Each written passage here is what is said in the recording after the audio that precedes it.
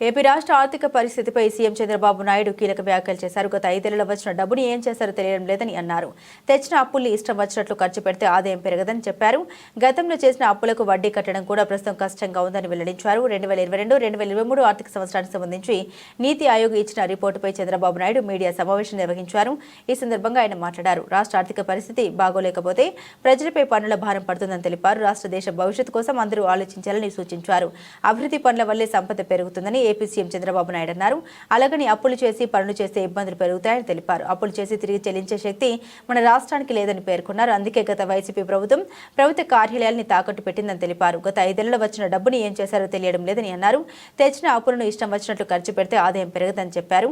గతంలో చేసిన అప్పులకు వడ్డీ కట్టడం కూడా ప్రస్తుతం కష్టంగా ఉందని వెల్లడించారు. బాబు, ఈ రిపోర్ట్లో మీరు చూస్తే ఫిజికల్ హెల్త్ ఇండెక్స్ ఒరిస్సా 67.8 ఉంటే మనం 20.9, 3 రెట్లు మనకంటే 3.5 రెట్లు ఉన్నారు, పైనున్నారు.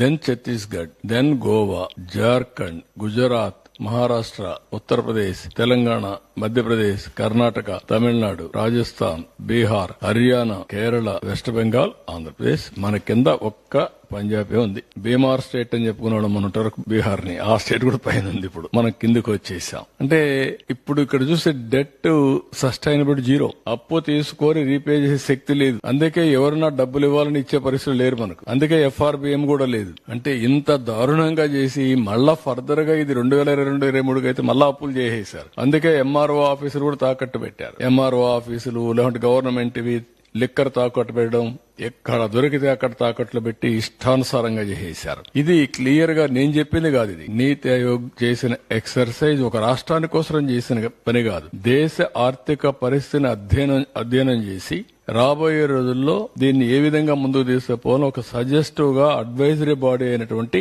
నీతి ఆయోగ్ తయారు చేసిన రిపోర్ట్ ఇది.